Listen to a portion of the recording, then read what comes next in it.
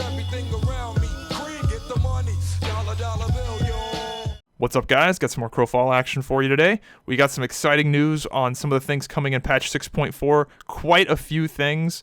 Crowfall is finally at the point to where they've finished all of the back-end systems and all of the inner workings of the game that you don't really get to see, all the stuff that actually makes the game function. They are largely done with all of that, grueling labor, getting that part done, and are now finally able to fairly rapidly make changes to the front-facing part of the game that we see. So that's something that if you haven't been paying attention to Crowfall for a while, jump back in, because there's going to be a lot more, fast-paced updates that you can see.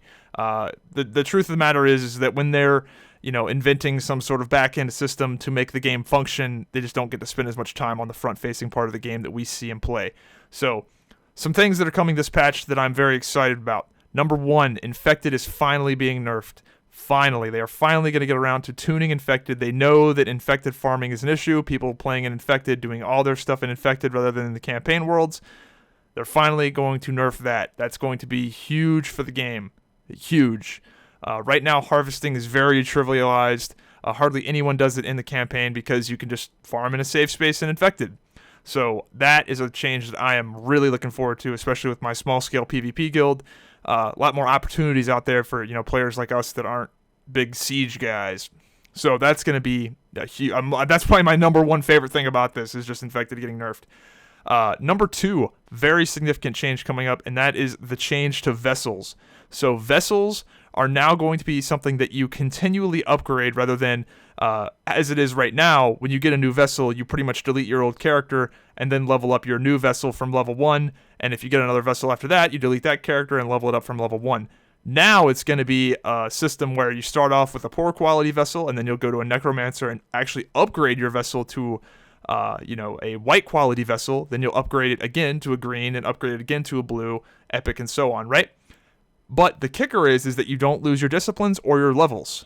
And your new vessel will actually level up past level 30 up to the maximum of level 35. So I believe a green vessel levels up to like level 31, blue to level 32, 33, so on and so on, all the way up to level 35.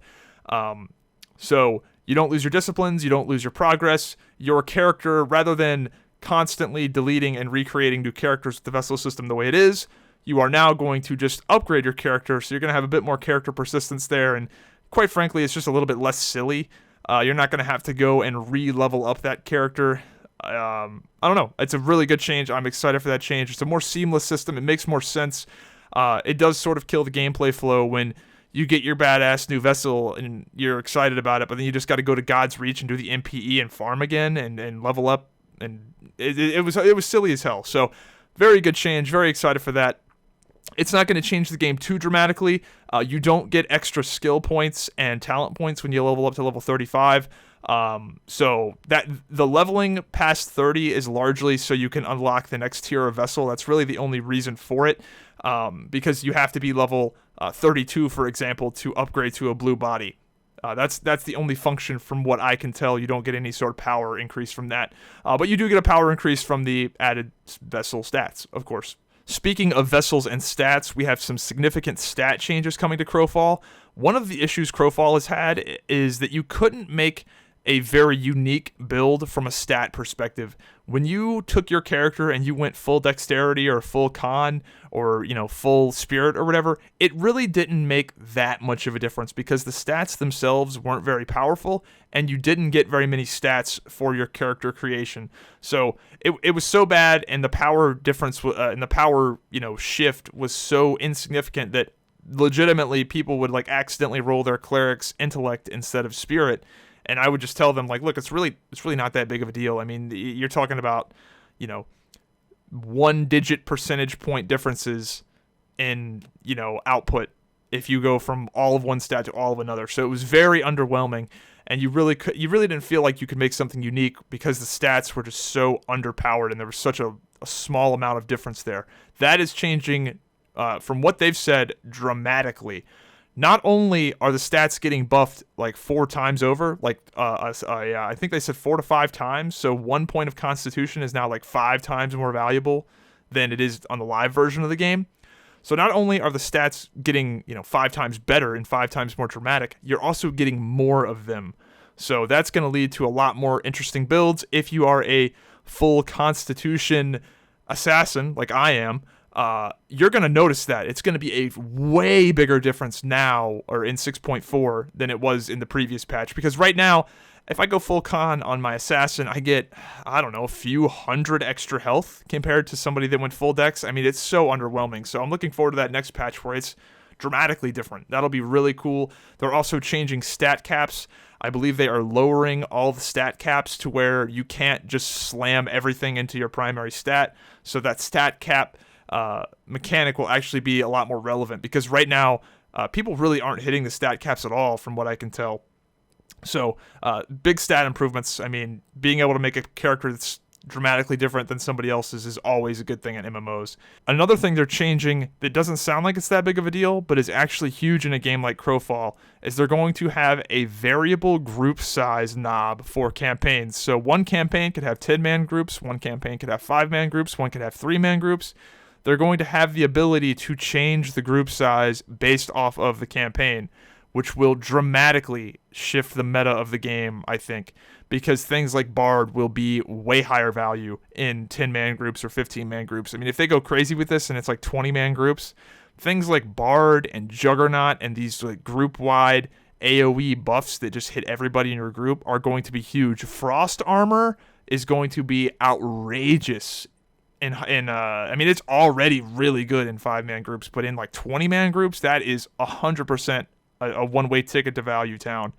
So bigger groups will absolutely change the meta. Smaller groups will change the meta.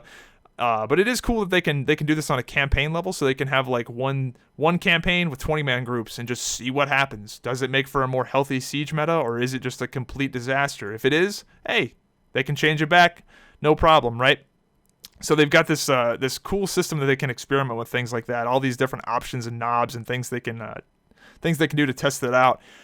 The main reason I think this is happening, if I had to guess, the main reason this is happening is because in Crowfall with 5-man groups right now, there is a big incentive to run 2 healers in every single group, because healers in Crowfall can heal other people really well, but they can't heal themselves very well, which means that if you have 1 healer in one group, that 1 healer gets focused down and dies. But if you have 2 healers in each group, then the 1 healer could heal the other healer if that healer is getting attacked, and so on. So there's a lot of incentive to run 2 healers per group in Crowfall right now, and 2 healers out of a 5-man group is, a very high percentage of that group. It sucks, because your group options are now very limited, and people have made the argument that if there were 10-man groups, you could still get away with only 2 healers. Is that true? I don't know. We'll have to actually play it and see, but I do think there is some legitimacy to that. I think that the bigger the groups get, probably the less healers per group you need, just due to how the heals mechanically work. Also, it appears that these heals that target 5 people will target everybody instead of that. Like, these max party heals will now heal everybody instead of, just 5 or whatever it was. That's what they said. So yeah, healers will be a lot better. Things like Frost Armor are going to be really good. Things like Juggernaut max HP buffs will be really good. I'm assuming that the groups will get bigger, not smaller. That's how I would assume they'd experiment with this. I don't think we're going to be seeing 3-man groups, but maybe. Who knows? But that's a pretty cool change and a pretty cool option they have. Another change is mobile banking is being removed. This is good. This is a very good change. Mobile banking was very dumb in its current iteration. It does not give the poor little harvester. The poor little harvester can finally mobile bank some stuff. That's why they added mobile banking to the game, is to give the poor harvester a way to protect themselves from the roving bandits that come and steal all their stuff. That's not how the game plays in reality. What the reality of the situation is that the guilds that need mobile banking the least are the ones that have it. Mobile banking in its current iteration is the roving bands of thugs now have mobile banking. That's how it actually is. The poor little harvester is the one that actually doesn't have mobile banking because it's all tied to the keeps. Ugh. the siege hour, all that stuff is way too overtuned, which we'll get to in a second because they actually answered my question specifically. I asked a question for the Q&A, basically that summed up as, can we please change the wealth cards from pig running siege cards to be something that guilds can that are actually oriented with wealth, things like gold crafting, because right now all the wealth cards are whoever has the most buildings in their keep or this type of building in their keep will win the wealth cards. So that is, they basically, they didn't say anything specifically, but they basically said they are going to be looking at the wealth card to potentially change it to where more guilds can participate in it, because right now the wealth cards are largely keep cards, and keeps are way too much of the game. Like, way too much of the game revolves around keeps. We need to... I'm okay with most of the game revolving around keeps. I'm okay with keeps being weighted and keeps being probably the most important thing, but it's like the only thing that really matters, and these other objectives kind of don't. So I want to see that scale be shifted quite a bit to where the day-to-day, hour-to-hour activity is more heavily weighted in who wins the campaigns over just the keeps. And I think largely that comes from removing the wealth card from keeps entirely. I don't think the wealth card should have anything to do with keeps. So I'm very happy they at least addressed that and saw that as an issue, despite us not getting any specifics on it. Some other things coming. The Crowpedia is coming to the game. The Crowpedia is basically a way for you to see what all of the disciplines do. That's going to be nice. That means that these poor people running websites will not have to slave away updating them. It'll just be in the game. And some other fluffy stuff that's coming. We are getting a wolf mount for the backer reward this time. So if you bought the game this month or, previously, like, so if you've ever, basically if you own the game or if you buy the game, I think at any point in January, you will get a really cool looking wolf mount. I mean, it's probably one of the coolest mounts in the game that they've shown off. So they did a very good job with that. So Crowfall patch 6.4 looking pretty good. It's probably about a month away, so don't get like too hyped and like you could jump in right away and think it's out right now. Probably about a month away, but very exciting stuff. Expect Crowfall to be making changes very rapidly. Like once the changes to the game are happening pretty rapidly. I'm hoping that they continue to patch on 6.3 and do bug fixes and stuff. I think they probably will. But even 6.3 is still a pretty solid, fun experience. We're seeing some new players. I played today and saw a whole bunch of brand new people I've never seen before. So it's nice to start seeing some of these fresh faces. And it's finally nice to start seeing Crowfall get to the point to where they're not spending all of their development time working on some back-end thing that we never get to see but makes the game function, finally getting past that. So some news for me. I have been streaming Crowfall on Twitch on the weekends. I do work a lot of hours in real life right now because work's a little crazy, but apparently it's going to be slowing down. So I'll be streaming on Twitch, or at least just look for me on Crowfall on Twitch. I've been having fun streaming that. Got a few tricks up my sleeve to not get stream sniped.